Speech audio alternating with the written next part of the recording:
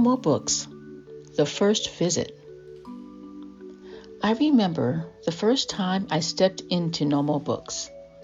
The air was warm, thick, with the smell of paper and cardamom tea.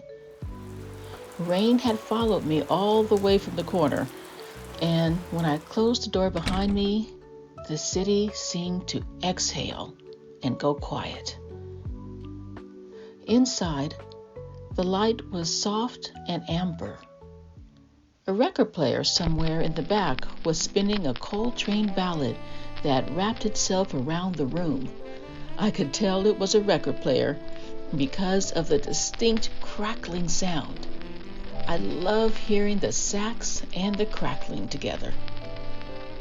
I stood for a moment just to listen. Then the store was quiet. But it wasn't a silence that told you to whisper or walk softly. It was the silence that said, safe. The shelves were tall and full, but nothing about them felt still. The names on the spines, Morrison, Baldwin, Sanchez, Butler, seemed to all hum together, low and steady, like a choir warming up. I ran my hand along the wooden shelves, and my anticipation jumped with the thought of having access to so much brilliance at my fingertips. Then something familiar, but something I hadn't experienced for a long time, grabbed my attention. Off to my left, there was a small circle of elders gathered around a wide wooden table near the front window. Newspapers were spread out beside mugs of coffee and tea, and the conversation moved easily between laughter and low debate. They were talking about politics, about the neighborhood, about what the grandkids were up to. It felt like home, like the kind of talk that keeps a community connected through the generations. Farther back, through a half-open doorway, I glimpsed the story room. Bright pillows scattered across the floor, children sitting cross-legged while someone read aloud from a picture book.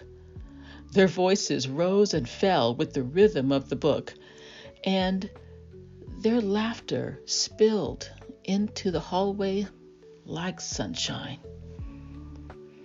Near the center of the shop stood the Book of the Month table. A notebook lay open beside a stack of novels wrapped with twine, filled with handwritten notes from readers. This book broke me open. Read this one slow. Reminded me of my mama. And by the door, a cork bulletin board overflowed with flyers, a poetry reading, a rent strike meeting, a drumming class, a healing circle. Nommo Books was not just a store. It was the town's bulletin of living, breathing connection. Then I saw her. Miss Geneva Carter behind the counter, wearing a deep purple scarf and glasses that caught the lamplight. She didn't rush to greet me. When she looked up, smiled like she already knew me, and her eyes said, "You're welcome. Take your time. The story you need will call your name when it's ready." And I nodded, understanding that I didn't need to speak my thoughts aloud. She understood.